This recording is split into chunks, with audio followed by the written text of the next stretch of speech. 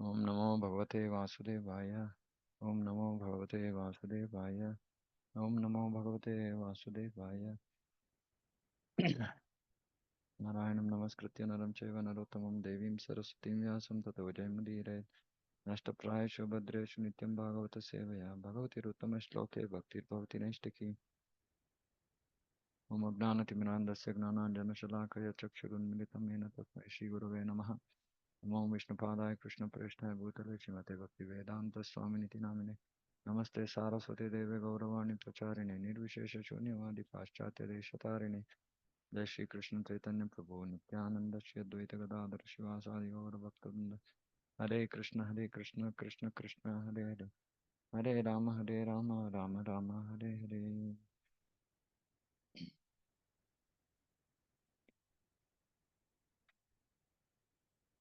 Canto 4, Chapter 2, Verse 9.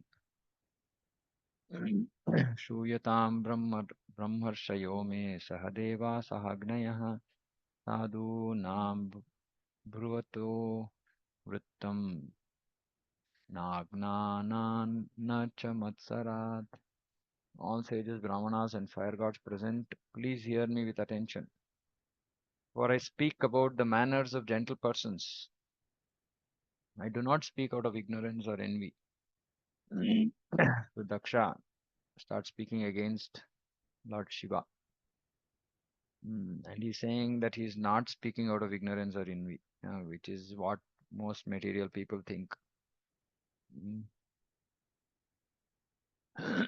In speaking against Lord Shiva, Daksha tried to pacify the assembly by presenting in a very tactful way that he was going to speak about the manners of gentle persons, although naturally this might affect some unmannerly upstarts, and the assembly might be unhappy because they did not want even unmannerly persons to be offended. What exalted assembly? The assembly might be unhappy because they did not want even unmannerly persons to be offended. So he's saying, Prabhupada is saying that he's talking in a very tactful way. In other words, he was in complete knowledge that he was speaking against Lord Shiva, in spite of Shiva's spotless character. As far as envy is concerned, from the very beginning, he was envious of Lord Shiva. Therefore, he could not distinguish his own particular envy. This is what I was saying. Generally in the material world, actually, those who are not in Krishna consciousness, they cannot actually understand themselves. They can't understand their negative qualities or bad qualities. And um, all the time they are only looking at mistakes in others. Mm. This is called self-awareness. We have to be self-aware. Of course, highest platform self-awareness is the soul. But even on the lower platforms, mental platform, we have to be self-aware of how we are behaving, what we are saying, what we are doing, etc. Otherwise, mm, this whole spiritual knowledge mm, will become uh, will remain just as knowledge. It will not become applied knowledge. Because we have to introspect. Actually, all devotees have to introspect, right? So when we are reading from Shastra, we have to read and then we have to introspect. Okay, what about me? What is my behavior? If we are in ignorance, then we cannot recognize our mistakes. Mm, so then we should understand that we are in a lower mode. Though we are doing bhakti, we are actually caught up in a lower mode. Ignorance, basically, tamoguna. Tamoguna, we cannot recognize our mistakes. So, this is characteristic of material people. As devotees, we should be self-aware, we should introspect, we should read Shastra, we should see, understand how it applies to us, and thereby make progress from Tamoguna to Rajoguna to Sattva-guna, and eventually to Shuddha Sattva. Although he spoke like a man in ignorance, he wanted to cover his statements by saying that he was not speaking for impudent and envious reasons. So mm, he was actually in ignorance, but he was saying, I am not speaking out of ignorance. So this is characteristic of very tactful dealings. Um, Actually, amongst devotees, we should not have tactful dealings. We should have very simple, straightforward dealings. Mm. Again and again, I keep referring to Vaishnava K, which is um, something everybody has to read. Vaishnava K, Bengali, means who is a Vaishnava. So, very important to understand the characteristics of uh, Vaishnava. In the book Vaishnava K, Srila Bhakti Siddhanta Saraswati Thakur, with commentary from His Holiness Jayapataka Maharaj, very nicely uh, details what qualities are definitely do not belong to Vaishnavas. And of course, there are so many exalted qualities. There is no end to that. But at least these qualities disqualify one completely from being Vaishnavas. So those qualities are mentioned in saying who is the Vaishnava. It's a very nice book. So kindly see if you can get that book and read. Mm. So no tactful dealings. We should be simple, straightforward. अयं तु लोकपालानां यशोघ्नो निरपत्रपः तद्भिर्आचरितः पन्था येन स्तब्धेन दूषितः. Shiva has spoiled the name and fame of the governors of the universe. Hmm. So he's saying that he's not speaking out of envy or ignorance, and he's saying Shiva has spoiled the name and fame of the governors of the universe and has polluted the path of gentle manners. Because he is shameless, he does not know how to act. Such harsh words. And all this was simply one simple action triggered this, which is Shiva externally did not show respect to Daksha. Well, he didn't have to show. But Daksha thought that he had to show and he was worthy of that respect. So, due to that false ego, uh, now he's saying so many unwanted things about Shiva, and things that don't exist in reality. Daksha wanted to impress upon the minds of all the great sages assembled in that meeting that Shiva, being one of the demigods, had ruined the good reputations of all demigods by his unmannerly behavior.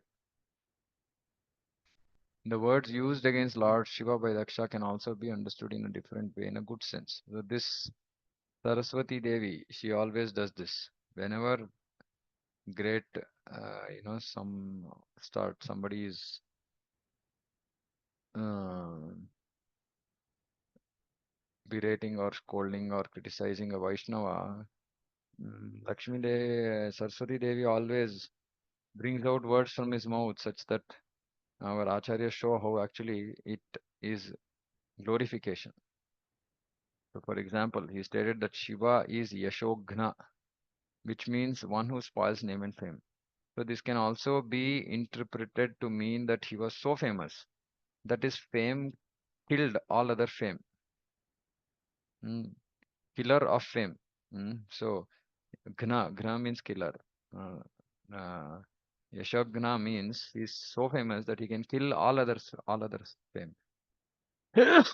Again, Daksha used the word Nirapatrapa, which also can be used in two senses. One sense is one who is stunted, and another sense is one who is maintainer of persons who have no other shelter.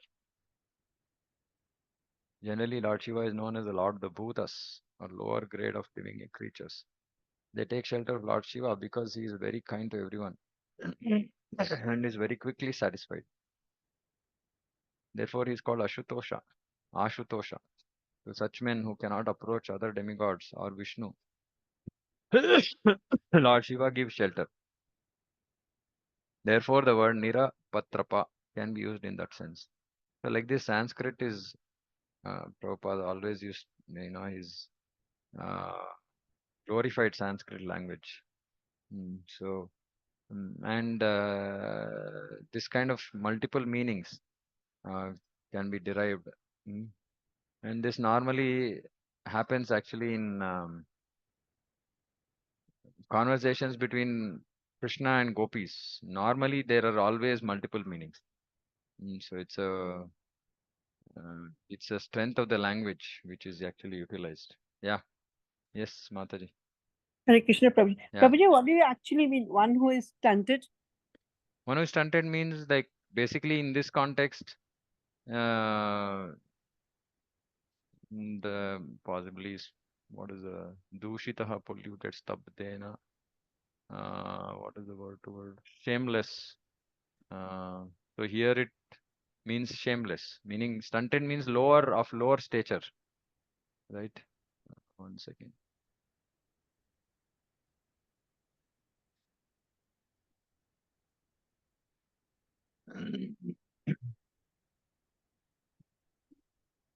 Yeah, small, little, tiny, like that.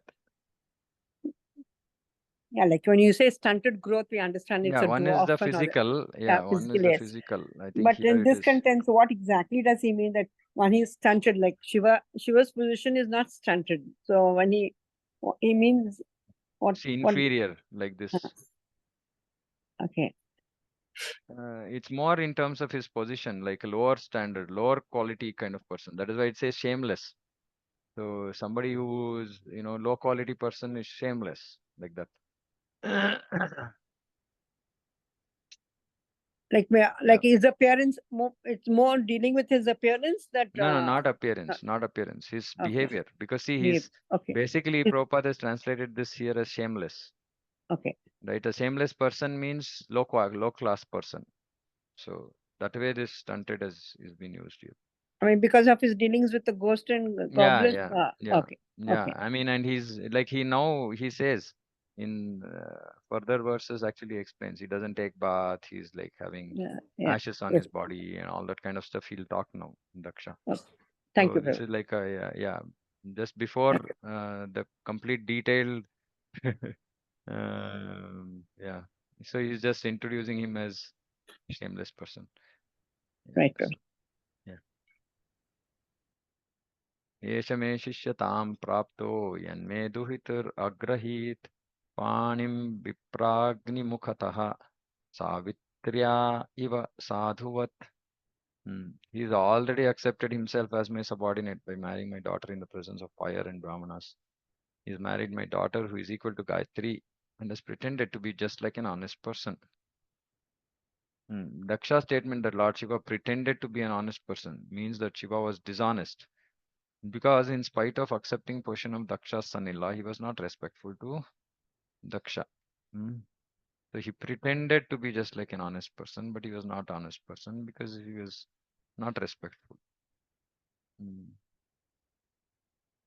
That is what Prabhupada is explaining. See, one thing we have to actually, in these verses, the trigger for all this was false ego being hurt, and Daksha goes into frenzy. He gets angry. And then all kinds of unnecessary, statements are coming out from his mouth, and subsequently apologizes. But we have to be very careful, especially those of us who are short-tempered, or who are very sharp, caustic, whose words are very, very sharp. Just cuts. I mean, see, when you are sitting on Vyasasana or giving a class is different, but personal dealings are very, very different. We cannot, especially for preachers, we cannot take our mood on the Vyasasana outside with when we are dealing with people personally. Mm, and others who are not even preachers are generally they have a nature of either getting angry or being very sharp and like hurting in their words. So they have to be very careful because when dealing with Vaishnavas, all these kind of our anarthas can be detrimental to our bhakti. So kind of words he says actually, anybody will get angry actually when we hear what Daksha is saying. Mm. So we have to be very careful. We shouldn't become a Daksha. Grihitva marga. Did we read this? Yeah. Grihitva mruga shavakshaha panim markatalochanaha. See, markatalochanaha. How rude. प्रत्युत्थानाभिवादार्हे वाचाप्यकृतनोचितम्. He has eyes like a monkey, yet he has married my daughter whose eyes are just like those of a deer cub. Sati herself refutes these statements later. Nevertheless, he did not stand up to receive me, nor did he think fit to welcome me with sweet words. This was his problem. Mm. So just for this, he is physically, physical appearance is uh, uh, derided. Then his behavior, mm, his characteristics, physical and mental, both has been um, berated here. So very rude. Lupta kriya ya शुचये मानिने भिन्न सेतवे अनिच्छन्नपि अदाम बालाम शूद्राये वो shatim giram. I had no desire to give my daughter to this person who has broken all rules of civility. Because of not observing the required rules and regulations, he is impure. But I was obliged to hand over my daughter to him just as one teaches the messages of the Vedas to a Shudra. A Shudra is forbidden to take lessons from the Vedas because a Shudra, due to his unclean habits, is not worthy to hear such instructions. This restriction that unless one has acquired the Brahminical qualifications, one should not read the Vedic literatures is like the restriction that a law student should not enter a law college unless he has been graduated from all lower grades. According to the estimation of Daksha, Shiva was unclean in habits and not worthy to have the hand of his daughter Sati, who was so enlightened, beautiful, and chaste. The word used in this connection is bhinna setave, which refers to one who has broken all the regulations of good behavior by not following the Vedic principles. In other words, according to Daksha, the entire transaction of the marriage of his daughter with Shiva was not in order. And he'll tell further saying that why did he give her hand to him in marriage? प्रेतावासेषु घोरेषु प्रेतैर्भूतगणैर्वृतः अटत्युन्मत्तवन्नग्नो व्युक्तकेशो हसनरुदन् हिता भस्मकृत स्नानः प्रेतस्रन्स्तिभूषणः शिवा शिवापदेशोह्य शिवो मत्तो मत्तजनप्रियः पथिप्रमत्थनाथानां तमोमात्रात्मकात्मनाम्. He lives in filthy places like crematoriums. His companions are ghosts and demons, naked like a mad man, sometimes laughing, sometimes crying. He smears crematorium ashes all over his body. He does not bathe regularly and ornaments his body with a garland of skulls and bones. Therefore, only in name is he Shiva or auspicious. Actually, he is the most mad and inauspicious creature. Thus, he is very dear to crazy beings in the gross mode of ignorance, and he is their leader.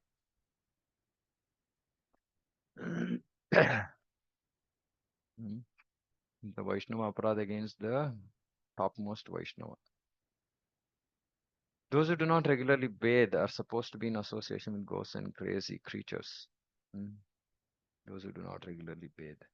Lord Shiva appeared to be like that, but his name Shiva is actually fitting, for he is very kind to persons who are in the mode of ignorance, such as unclean drunkards who do not regularly bathe. Lord Shiva is so kind that he gives shelter to such creatures and gradually elevates them to spiritual consciousness.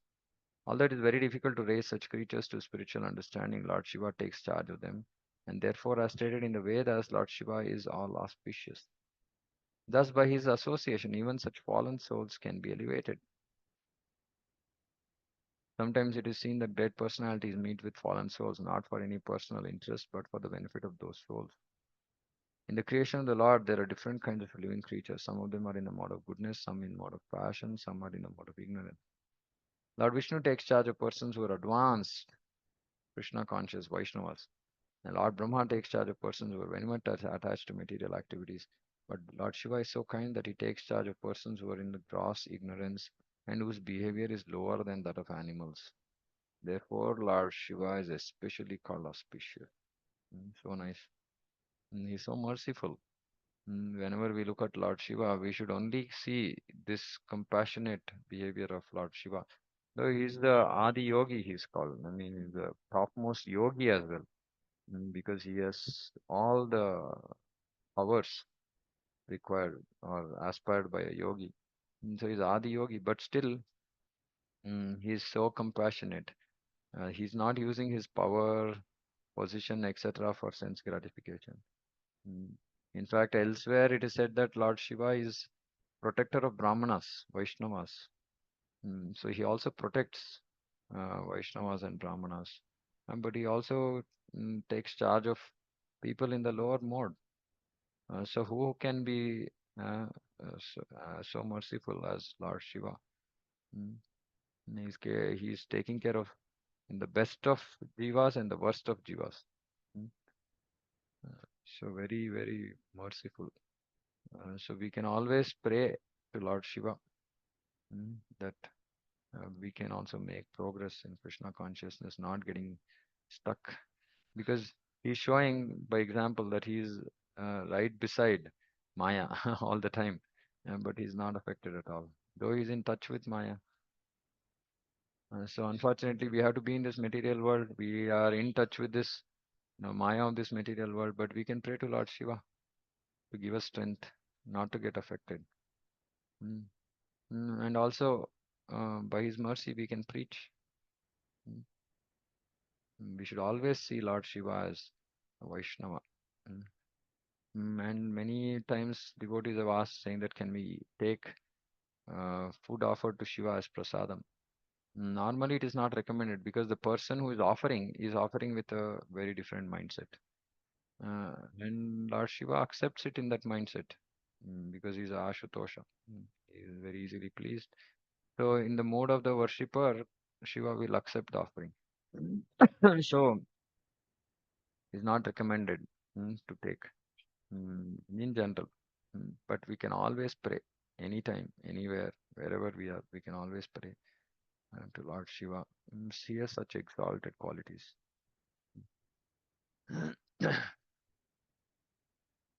तस्म उन्मादनाथाय नष्टशौचाय दुःहृदे Dutta बतमया Sadhvi चोदिते परमेष्ठिना.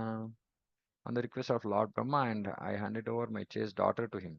Although he is devoid of all cleanliness and his heart is filled with nasty things, it is the duty of parents to hand over their daughters to suitable persons, just befitting their family tradition in cleanliness, dental behavior, wealth, social position, etc. See, for those who want to get their children married, mm, so it has to be befitting mm, family tradition, cleanliness, gentle behavior, wealth, social position, etc. Daksha was repentant that on the request of Brahma, who was his father, he had handed over his daughter to a person who, according to his calculation, was nasty. He was so angry that he did not acknowledge that the request was from his father. Instead, he referred to Brahma as Parameshti, supreme teacher in the universe. Because of his temperament of gross anger, he was not even prepared to accept Brahma as his father. Mm. In other words, he accused even Brahma of being less intelligent because he had advised Daksha to hand over his beautiful daughter to such a nasty fellow. So double Vaishnava Aparad. In anger, one forgets everything, and thus Daksha, in anger, not only accused the great Lord Shiva but criticized his own father, Brahma, for his not very astute advice that Daksha hand over his daughter to Lord Shiva. Mm, Nasty, really nasty fellow. Maitreya Uvacha Vinindyaivam Sagirisham Prateepam Avasthitam Dakshotapa Upasprushya Ruddha Saptum Prachakrame. The sage Maitreya continued, thus Daksha, seeing Lord Shiva sitting as if against him, washed his hands and mouth and cursed him in the following words. अयं तु देवयजना इन्द्रोपेन्द्रादिभिर्भवः सह भागं न लब्धताम् देवैर्देवगणाधमः. The demigods are eligible to share in the oblations of sacrifice, but Lord Shiva, who is the lowest of all demigods, should not have a share. This was his curse. Because of this curse, Shiva was deprived of his share in the oblations of Vedic sacrifices. It was due to the curse of Daksha, Sri Vishwanath Chakravarti comments in this connection. that Lord Shiva was saved from the calamity of taking part with the other demigods who were all materialistic. These are our acharyas, see. So Vishwanath Chakravarti Thakur is saying, yeah, it was good because otherwise Lord Shiva had to be part of all this, whatever stuff the other demigods do, and the other demigods are all materialistic. Lord Shiva is the greatest devotee of the Supreme Person of Godhead, and it is not befitting for him to eat or sit with materialistic persons like the demigods. Thus, the curse of Daksha was indirectly a blessing, for Shiva would not have to eat or sit with other demigods who were too materialistic. And there is a practical example set set for us by Gaur Kishore Das Babaji Maharaj, who used to sit on the side of a latrine to chant Hare Krishna. Many materialistic persons used to come and bother him and disturb his daily routine of chanting. So, to avoid their company, he used to sit by the side of a latrine where materialistic persons would not go because of the filth and obnoxious smell. However, Gaur Kishore Das Babaji was so great that he was accepted as a spiritual master of such a great personality as His Divine Grace Om Vishnu Pada Sri Srimad Bhakti Siddhanta Saraswati Goswami Maharaj. The conclusion is that Lord Shiva behaved in his own way to avoid materialistic persons who might disturb him in his prosecution of devotional service. Because all the time Shiva is just engaged in mm, dhyana, meditation on Lord Sankarshana, who is his worshipful Lord. So, when he has to engage in other materialistic activities, it was always disturbing his persecution or devotional service. So that way, Vishwanath Chakravarti Thakur is saying that this was beneficial. This was um, actually a boon. It was not a curse. It was a blessing.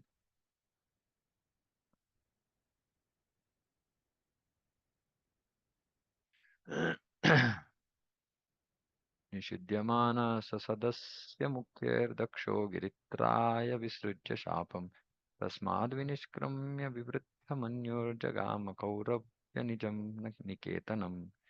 Maitra continued, my dear Vidura, in spite of the request of all the members of the sacrificial assembly, Daksha in great anger cursed Lord Shiva and then left the assembly and went back to his home. Anger is so detrimental that even a great personality like Daksha, he was great because of his position, he was not great by his behavior. Out of anger left the arena where Brahma was presiding and all the great sages and pious and saintly persons were assembled. All of them requested him not to leave, but infuriated, he left, thinking that the auspicious place was not fit for him. Puffed up by his exalted position, he thought that no one was greater than he in argument. It appears that all the members of the assembly, including Lord Brahma, requested him not to be angry and leave their company. But in spite of all these requests, he left. That is the effect of cruel anger. In Bhagavad Gita, therefore, it is advised that one who desires to make tangible advancement in spiritual consciousness must avoid three things: lust, anger, and mode of passion. Actually, we can see that lust, anger, and passion make a man crazy, even though he be as great as Daksha. The very name Daksha suggests that he was an expert in all material activities. But still, because of his aversion towards such a saintly personality as Shiva, he was attacked by these three enemies: anger, lust, and passion. This is also interesting. Mm. One might be advanced, but if he becomes averse towards other Vaishnavas, he will be attacked by anger, lust, and passion. So we have to be very careful. Lord Chaitanya therefore advised that one be very careful not to offend Vaishnavas. He compared offenses toward a Vaishnava to a mad elephant. As a mad elephant can do anything horrible, so when a person offends a Vaishnava, he can perform any abominable action. Okay, I think I'll stop here. Any questions, comments? Yeah, anything? Yeah, Ravini Mataji. Hare Krishna Prabhu, Dandavat Hare Pranam. Krishna, Dandavat Mataji. So, why does Lord Shiva worship, meditates on Sankarshana when he knows that Krishna is the supreme? Why not on Krishna? No, it's the same thing. No, why Hanuman worships Rama? Hanuman is expansion of Shiva, right, Prabhu? Yeah, I mean, Hmm. not when I say expansion, but yeah, as in some Yeah. amsha. Yeah, Right, right. yeah. But see, every person, every devotee has his Ishtadeva, right? Right. So Actually, Sankarshana is the source of Shiva. Oh, okay. Yeah, because actually Sankarshana is also called Tamasi, Mm-hmm. because he's actually touching, as in he is responsible for Tamoguna in this material world. Mm-hmm. Okay. Yeah, which is why this truth about Shiva is very, very deep. In the spiritual world, there is a personality, Vishnu Tattva called Ishana. Yes. That Ishana actually is expansion of Sankarshana. Ah, He's okay. called Sankarshana. And from Good. Sankarshana, actually, Shambhu comes. Right. So, which is why Okay. he's always Conversion. Okay. meditating on Sankarshana. Okay. Thank you. Yeah. Anything else? Hare Krishna, Prabhu. Yeah. Prabhu, in our in everyone's house there will be one Kuladeva, right? Like they house God will be there, right? Yeah. Kuladeva is like little bit Yeah. higher, but house God. So what is what Bhagavad Gita says about how we should pray house God or Krishna when it compares to the Kula God also, like Kuladaivam also. Yeah. I mean, Probably Kuladeva is same as house god. So, Kula is like probably for few set of Vaishnavi, there is one God. no, that is Ishtadeva. No. So, see, okay, just to, let's not get confused in Okay. terminology. See, basically, there is every family, they'll be worshipping some form of some form, right? It could be a demigod, it Right. could be Vishnu, it could be anybody, right? Based on what their family practice has been. So Right. some families are fortunate that they'll be worshipping some Vishnu Tattva. Other families might be worshipping some form which might not be Vishnu Tattva, which might be some demigod. Mm, if it is a demigod, then Bhagavad Gita clearly says that demigod worship should be stopped. Mhm. If it is a Vishnu Tattva, then Vishnu Tattva worship can be continued if, I mean, there's nothing wrong in, for example, in some people's house, their family god is Narsimha or Venkateshwara. In which case they can continue to worship. But as we make progress in Krishna consciousness, um, our mood also will keep changing, should change, as in we should develop our own Ishtadeva, our own the form of the Lord that we like to serve personally. And that time there could be some changes. I mean, yeah. So, for example, in our house, my family, we worship from our father's side, we worship Venkateshwara. And I used to worship Venkateshwara for many years of my life. Now I see him with awe and reverence, but my Ishtadeva is Krishna. So Mhm. yeah, so those changes can happen as we practice bhakti.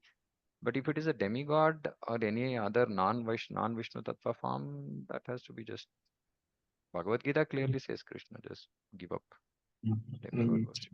How about Shiva Tattvas, Prabhu? Yeah, so Shiva Tattva is like, yeah, Shiva Tattva is difficult. Because while on one from looking at from one angle, Shiva is considered a demigod because of the role he's playing in this material world. But he's also uh, worshipped as a Vaishnava. But because generally it's very difficult for people to make this distinction, because then they'll say, okay, Shiva is there, then Ganesha also has to be there, then Kartikeya also has to be there, then Parvati has to be there, then then whole demigod worship starts. So from that perspective, Prabhupada simply just discouraged. That is why Prabhupada also discouraged actually Shivaratri. Because he said, this will just be, I mean, while we can worship Shiva alone in a very different mode, people will not be able to make that distinction and they will extend themselves very easily into other forms of demigod worship. So Prabhupada just discouraged. Of course, Krishna very clearly discourages any worship of any form apart from the Supreme Lord.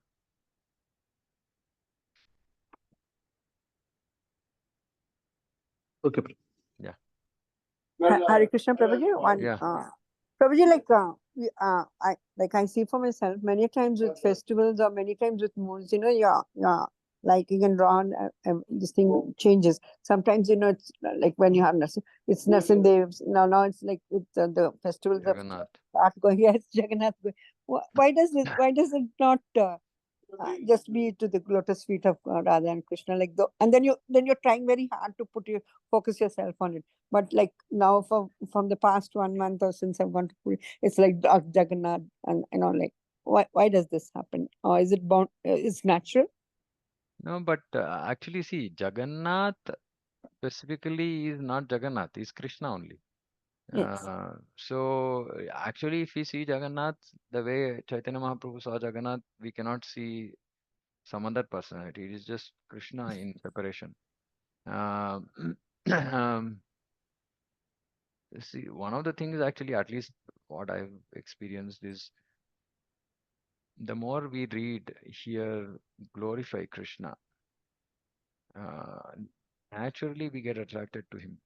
And while all the different forms are same yet different, we will see the differences, right? And those differences will kind of make us more attracted to Krishna than others. Mm, so it just requires us to possibly do more hearing of about Krishna.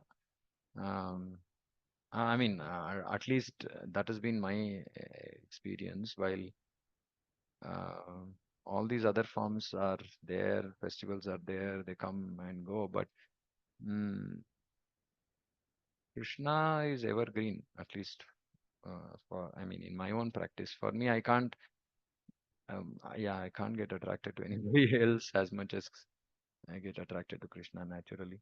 But we should wait for that to happen naturally. We should eventually we'll get fixed to one form, and other forms will be like, yeah, maybe very, very,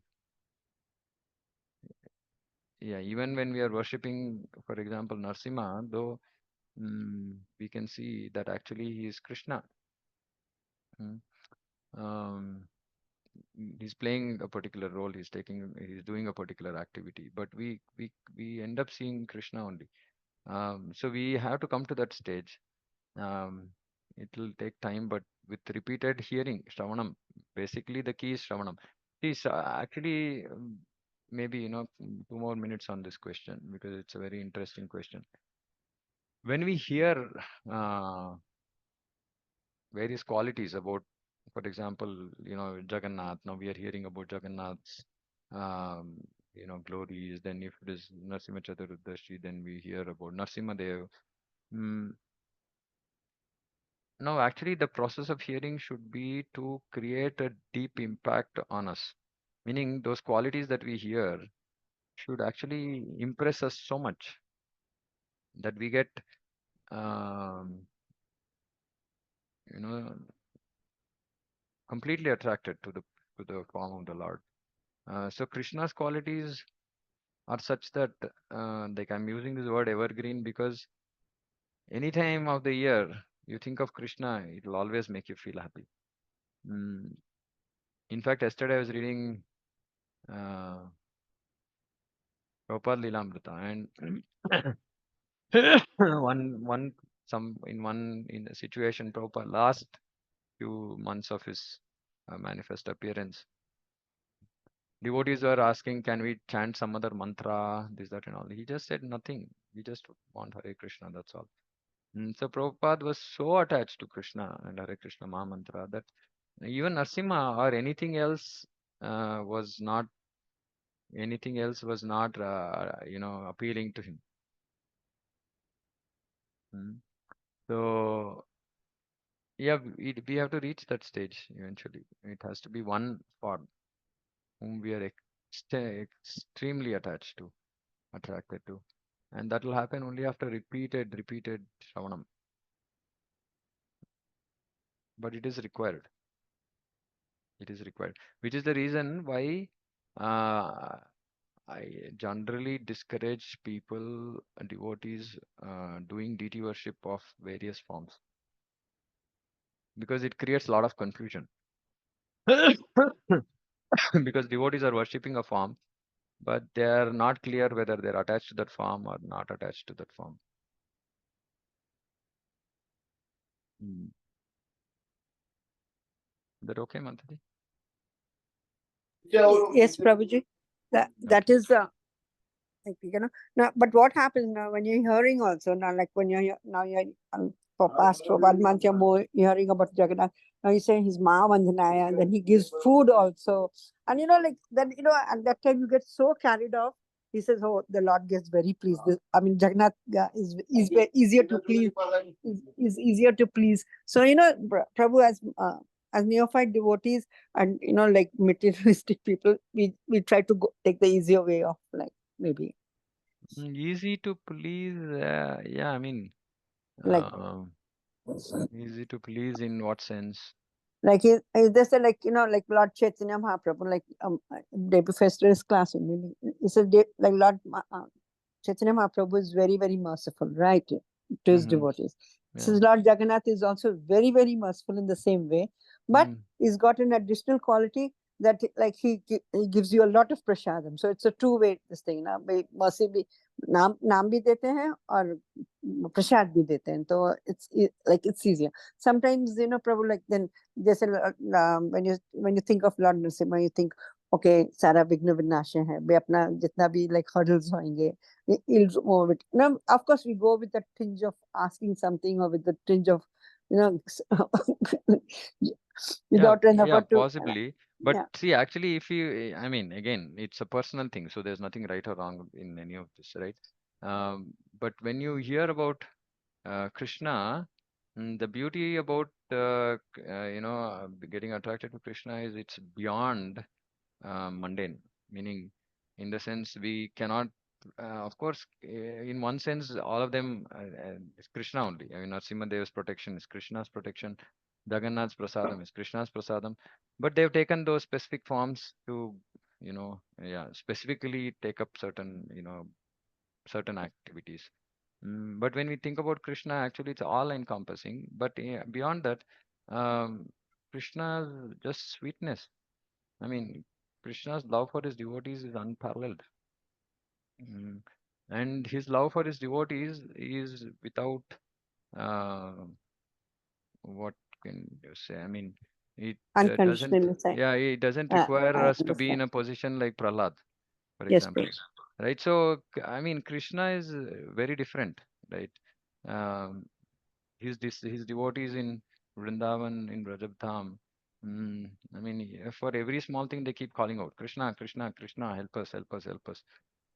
Right? So it's like that. It doesn't have to be like a Hiranyakashipu behind us. You know, for us to get favor of Krishna, we have to just simply just love him like Brajavasis, and yeah, even small things we can call out Krishna. So his superlative protection, right? Prasadam, again, I mean, any quality you take, Krishna demonstrates it to the extreme extent with respect to his devotees. But we have to see that. If we see those qualities in Krishna, then yeah, we see Narasimhadev protects, we see Krishna also protects. Krishna protects in Goloka, you know. So anyway, I mean, this is like like that's what I said. Like Hanuman will say, I don't care. I mean, I just leave me with Rama. It's like that. Uh, but yeah, we'll have to slowly come to become fixed on one form because that form has to drive us crazy. Yeah, till then it's okay. I mean, there's nothing wrong as I get, yes, I understand, Prabhu. yeah. Thank you, Prabhu. Okay. Hare Krishna. Okay, anything else?